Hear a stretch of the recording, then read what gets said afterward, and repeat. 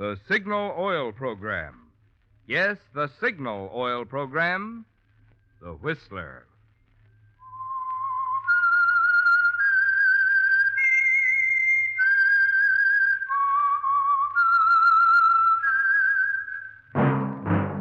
That whistle is your signal for the Signal Oil Program, The Whistler.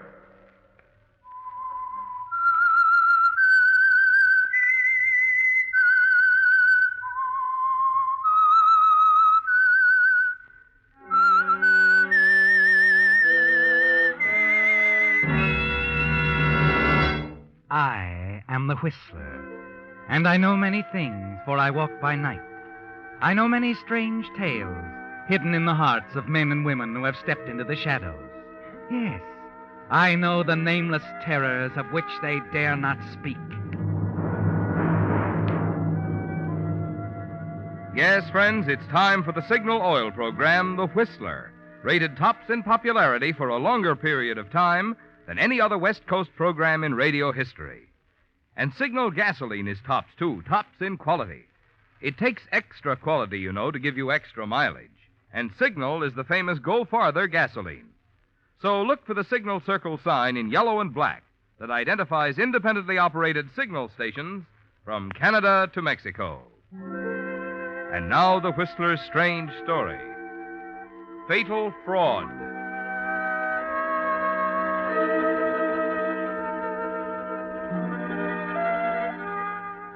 The questioning by the Hong Kong police was brief. The suspect's guilt was clear, coldly clear as the murder weapon itself. And it was inevitable that it should end with an official booking for murder. But even though a conviction was a certainty, the motive and circumstances behind the crime were considerably more complex. It had started more than a week ago at a fashionable gathering across the city. A swank social affair with smartly dressed ladies in evening gowns and jewels, gentlemen in dinner jackets. And the precise moment might have been when most of the guests adjourned to the library and listened to that well-known voice and stared at the man who spoke. We shall defend our island, whatever the cost may be. We shall fight on the beaches. We shall fight in the fields and in the streets. We shall fight in the hills. We shall never surrender. And even if, which I do not for a moment believe, this island, or a large part of it, was subjugated and starving, then our empire beyond the seas, armed and guarded by the British fleet, would carry on the struggle until the New World, with all its power and might, steps forward to the rescue and liberation of the old.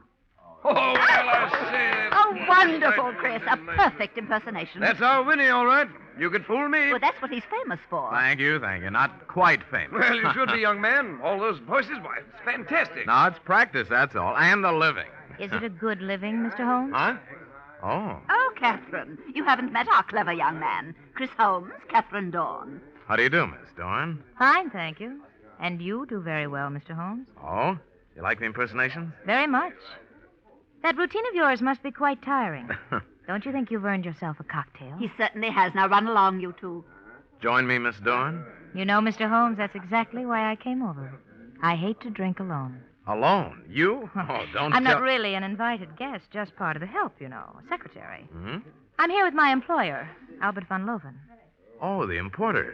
Know him? The very nice old Dutchman.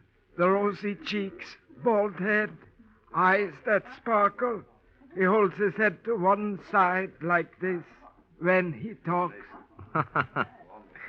Not impressed, Miss Dorn? Don't you think I do it rather well? You were excellent, Mr. Holmes. Excellent. Come along, before the martinis get too wet.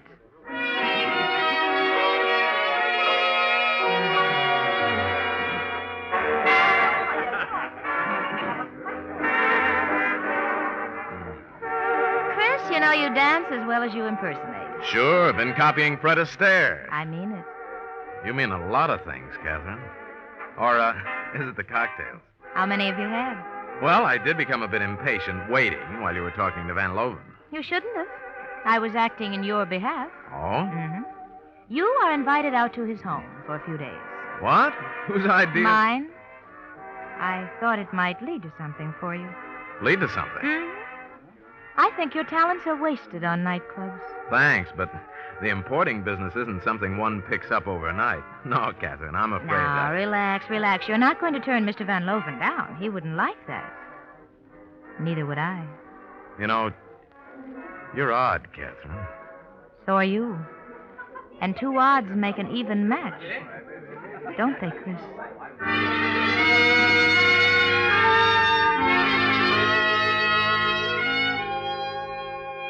Catherine is an interesting girl, isn't she, Chris? And you're pleased with her interest in you. Pleased and a little flattered, because she's easily the most attractive girl at the party. And the following weekend at Van Loven's, you're even more impressed. Her friendliness puts you perfectly at ease, and you feel almost a part of this way of living. It's a very pleasant way, isn't it, Chris? Dinners on the terrace, brandy in the drawing room, excellent company, and later in the evening in Van Loven's private office, Catherine again.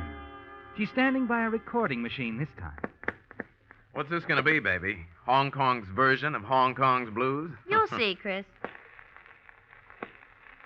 DSL calling, Canton office. Attention, Carter. Regarding back orders on shipments of Oriental rugs. Cancel and hold in warehouse until further instructions.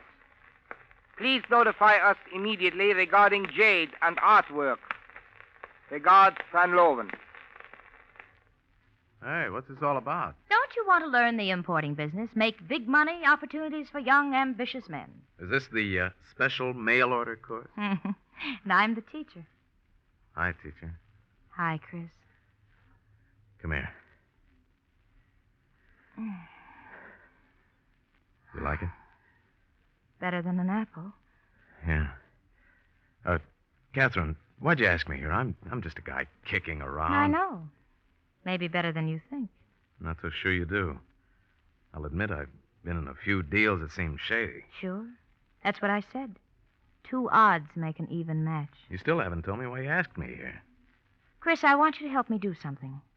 It's simple. He's bringing in some money in a few days, lots of money. The kind we can keep up with. Look, what are you talking about? Van Loven, Chris, in his Canton office. The details don't matter. All that I'm interested in is the money. And me? And you. You know I'm interested in you, Chris.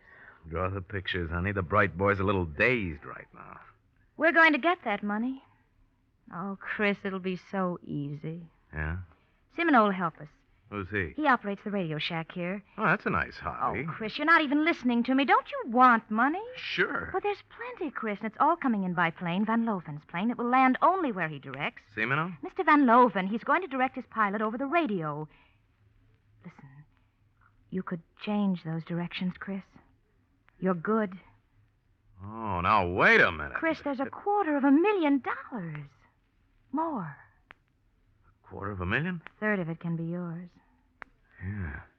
But, Catherine, hijacking a plane, that isn't easy. It will be. Seaman Olga and I can handle the pilot once the ship's on the ground. He won't suspect anything till it's too late. We'll tie him up, get out of Hong Kong before Van Loven hears what's happened. Destination? Oh, darling, there's an awful lot of elbow room in Asia. Chris, come on, tell me you'll do it. Take this record and practice Mr. Van Loven's voice. That's a breeze, that part. Canton office. Regarding back orders, Oriental rugs. Cancel. What was the rest of it? Notify us. Jade and artwork and stuff. Regards, Van Loven. Oh, Chris, you know you're marvelous. Yeah. Say, Kath, you really think we can get away with it? We can. And we will, Chris. We will. You'll do it? Yeah. Yeah, I guess so. The money, Chris. It's real, not an imitation. You'll see. Sure. You're not either, Catherine. You're right here and real. That much I am sure of. Come here. We're getting out of practice.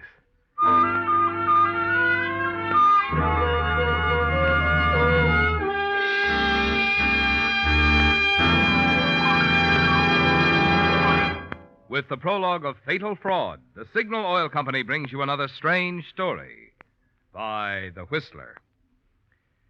The English people have a neat way of getting more miles out of each gallon of gasoline. They make their imperial gallon about 20% larger than our American gallon. The drivers out here, however, have found an easier answer to the mileage problem. They simply use Signal, the famous Go Farther gasoline. And by so doing, they not only enjoy maximum mileage, but also peak performance. For mileage and performance go hand in hand. They're both the result of the extra efficiency today's Signal gasoline coaxes from your motor. So whether you're interested in economy or in driving pleasure, make this test. Try a few tankfuls of Signal gasoline.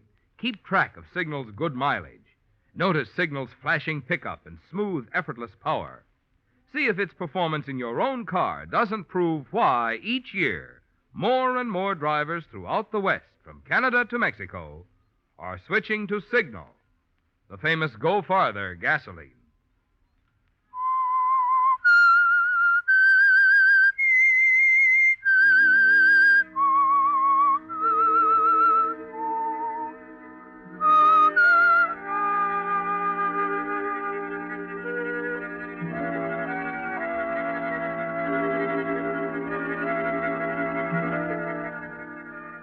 You've made a decision, haven't you, Chris?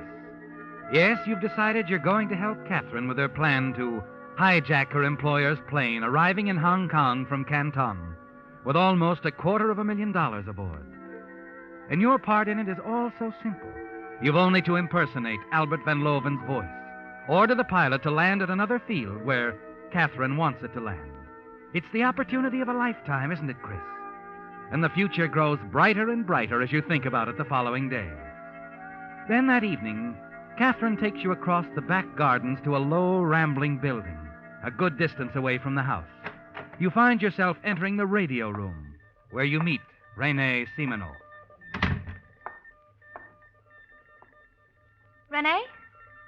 Rene, this is Chris Holmes.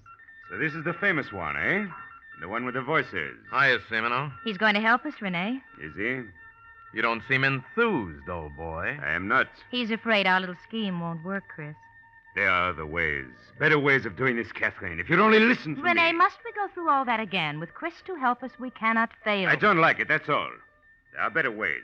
Maybe it's the money that bothers him, Catherine. Getting only a third of the loot instead of half. A third? Catherine, did you tell him that Yes. he... I think he's entitled to a third. I see. Don't look so glum.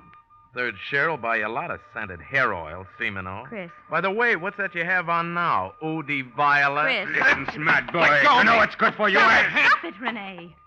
Stop it. You're acting like a child. Let him go. That's better. We've more important things to do than quarrel. What time do you expect the plane to arrive here in Hong Kong? At 11 tomorrow night. Good. We'll be ready, won't we, Chris? As our friend Van Loven would say. We will be ready, Katrina, my dear. You see, Rene, he is good, isn't he? Excuse me, Catherine. I have things to do. Excuse me, Catherine. I have things to do. Oh, darling. You sound just like Rene. Yeah. Well, at least we get along, don't we? Mm-hmm. Well, come on, darling.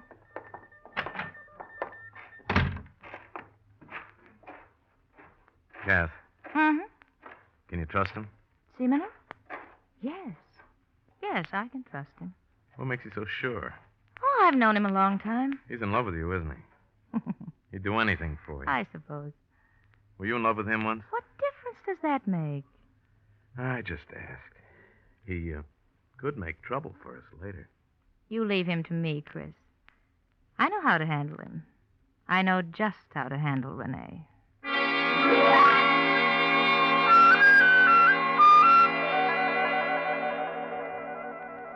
Moments later, you're back on the terrace, mingling with Van Loven's guests. You're being your most charming self, aren't you, Chris? The center of attraction as usual. And you're enjoying every minute of it. Van Loven is standing close by watching you, a quaint little smile on his face. Our Mr. Holmes is a very, very clever young man, is he not, my friend? Please, I think Mr. Van he's Loan. terribly clever. Really, I've never I dare say there isn't one of us here in this room he could not impersonate. You, Major Ritten, for example. Yeah? Oh, what's that? Me? Oh, by George, I say now. Really? You think so, eh? Well, too hard. But that would be perhaps too simple for our young friend. Perhaps we should have him try someone else. Right, anybody you say, I'll be glad to do. Perhaps, Mr. Holmes, you would care to impersonate me. Oh, he couldn't possibly. Well, then he might No, I'm sorry. Sorry, I make it a rule never to subject my host to that sort of punishment. Oh, dear, what a shame. Oh, then I am most disappointed. I was certain you were planning a little surprise for me. Surprise. what's Were that you, Surprise, Mr. Mr. Van Loven? Come on, old boy. Don't try to get out of this one. My records, Mr. Holmes. I overheard you playing several of them. I thought you were studying my voice. Oh, then you're always a step ahead of everybody. Really. Yeah, that's... Well, I'm afraid I have a confession to make, Mr. Van Loven. I did try. I have to admit defeat. Afraid I couldn't quite come up to it. Try again, just for us. No, really, I'd rather not. Huh? How about somebody else? Mr. Anybody Holmes, else? you could try to impersonate my husband. Well, yes, now, sir. this His I- voice that- is rather unusual. Oh, now, Stella, really, I don't think Mr. Holmes would be interested. Oh, nonsense. Now say something for the man, Edgar. Well, say something, anything. Well, come on.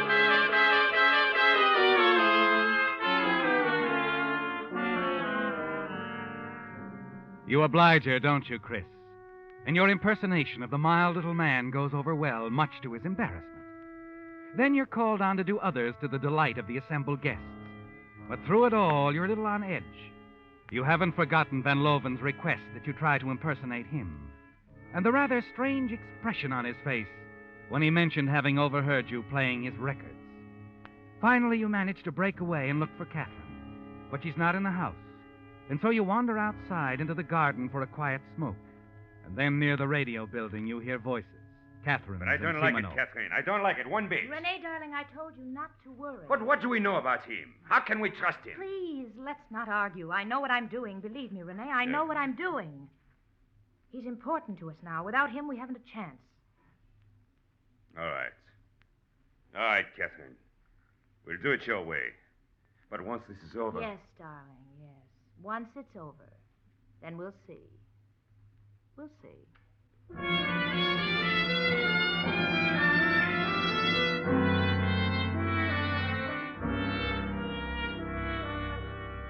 It disturbs you, Chris, what you've heard. But then you're quick to tell yourself there's nothing to worry about. It's Catherine's way of keeping Simoneau in line, isn't it? And he's important to the success of your plan. You walk back to the house thinking about it, and you're certain that's all there is to it. Catherine is handling Simoneau in her own way. And yet, as you return to your room and prepare to turn in for the night, you promise yourself that you've got to move carefully. Very carefully from now on. Just in case you find yourself in the middle of a double cross.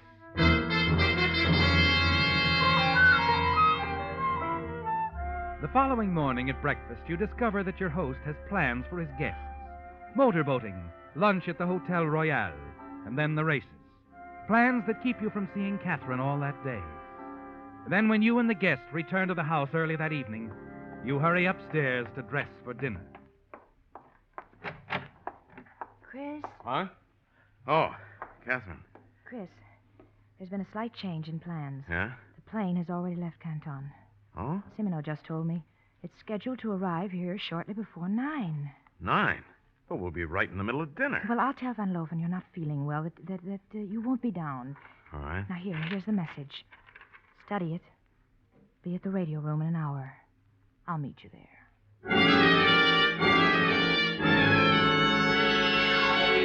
A few minutes after 8, you slip out of your room, hurry down the back stairs. Close by, you can hear the laughter of the guests assembled in the main dining hall.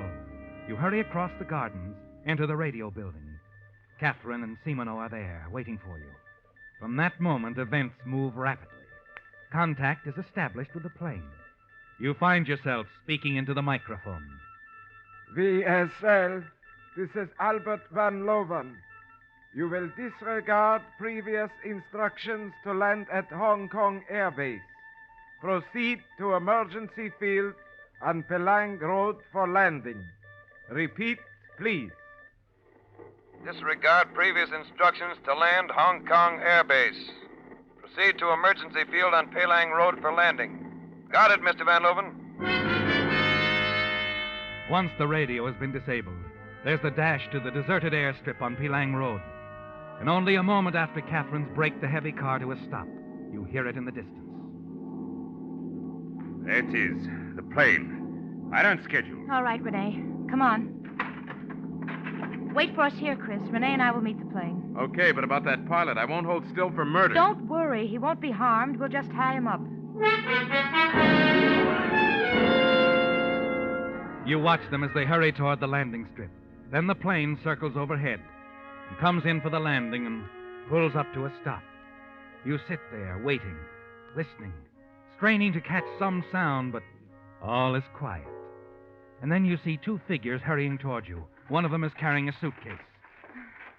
Well, how'd it go? Perfectly, Chris. Here, Simino, I'll take that suitcase. Oh, nice and heavy. Get in, Renee. Well, now what? Back to town. I've made arrangements for us to leave by boat. I'll drop you and Renee off at a small cafe near the waterfront. You'll wait there till you hear from me. Okay, baby. You're calling the signals.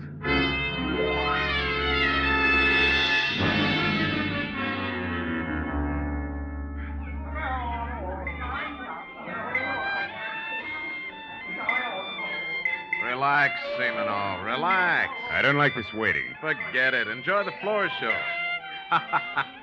Ah, she's cute. Quite a dancer. Yes, real cute. Where you going, Simino? To get another drink.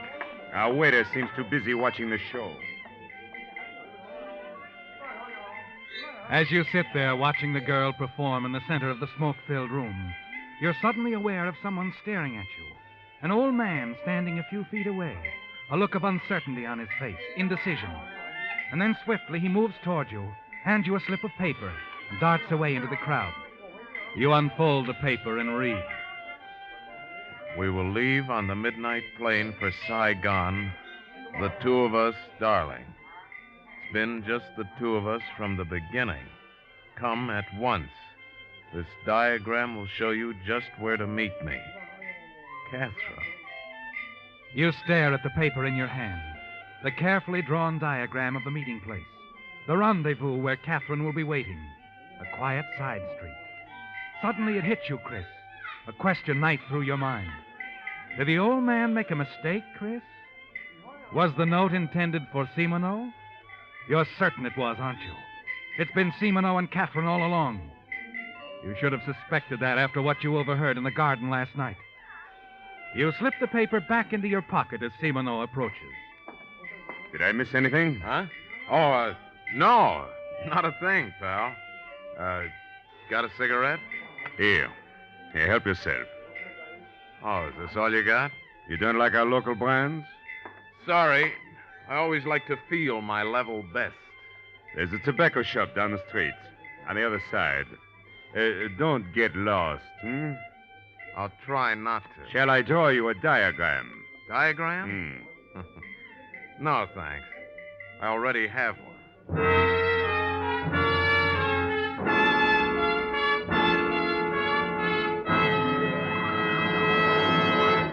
The Whistler will return in just a moment with a strange ending to tonight's story.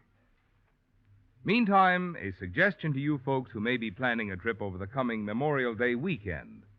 You'll find one of Signal's new road maps a great help in suggesting interesting places to go and the best way to get there. Being just off the press, these new Signal maps have all the latest road changes and conditions. They're jumbo in size for rapid reading, but have the improved accordion fold for easier handling. And you'll like the many extra features not included in ordinary maps, such as a radio log showing where on your dial you'll find your favorite programs as you travel, a list of interesting places to visit, a Western States mileage chart, and enlarged sections of metropolitan areas. So for more travel fun, get one of these new free maps from your Signal dealer. And, of course, power your car with Signal, the famous Go Farther gasoline.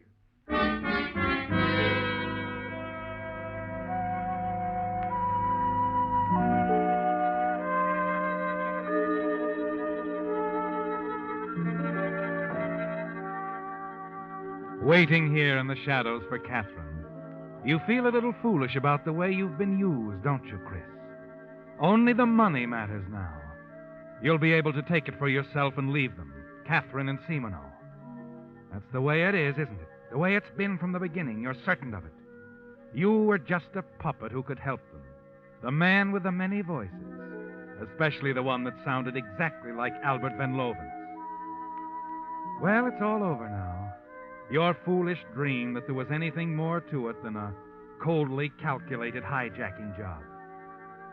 As you stand here in the darkness waiting for Catherine, it becomes annoying. The way her words come drifting back, mixing you up, challenging your judgment. 2 odds make an even match, don't they, Chris? The money, darling, we can get away with it and have it all to ourselves. I love you, Chris. Remember that. I love you. Yeah. Sure, you love me. You tighten, draw back into the shadows at the sound of a twig snapping. Then you see her, Catherine, approaching slowly toward you. Your eye catches something else, too. The glint of moonlight on the gun in her hand. Suddenly, your blood runs cold as you realize the real reason for that note. It was sent to lure someone out here to his death. But you've already decided the note was meant for Rene Simino. Or was it? Perhaps you're the one scheduled to be Catherine's victim. Who is it? Who's there? As Catherine's voice comes through the darkness, you know you've got to decide. You can answer with either voice, your own or Simino's, and your decision will mean life or death. Then, as suddenly as it came, the panic leaves you. Instantly, the whole thing seems clear. You're a fool to think otherwise. The note and the bullet in Catherine's gun are meant for you. But there's still a way out, isn't there, Chris? You'll speak to her as Rene Simino. She'll come to you. Disarming her will be easy, and the money will be all yours. You wait for her to speak again. Answer me. Who's there? Don't be afraid, darling. It's me, Rene.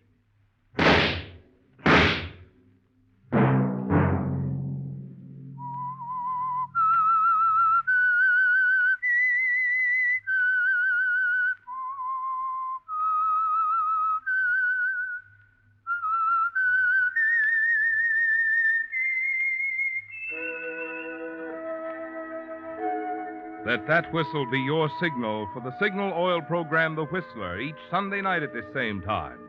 Brought to you by the Signal Oil Company, marketers of Signal gasoline and motor oil and fine quality automotive accessories.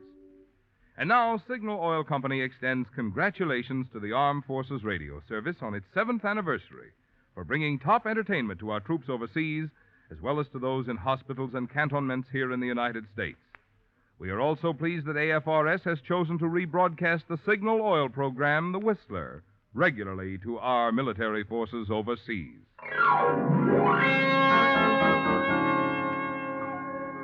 Featured in tonight's story were Paul Frees, Kathy Lewis, and Gerald Moore. The Whistler was produced and directed by George W. Allen, with story by Joel Malone and Adrian John Doe, music by Wilbur Hatch, and was transmitted to our troops overseas by the Armed Forces Radio Service. The Whistler is entirely fictional, and all characters portrayed on The Whistler are also fictional. Any similarity of names or resemblance to persons, living or dead, is purely coincidental. Remember at the same time next Sunday, another strange tale by The Whistler. Marvin Miller speaking. This is CBS, the Columbia Broadcasting System.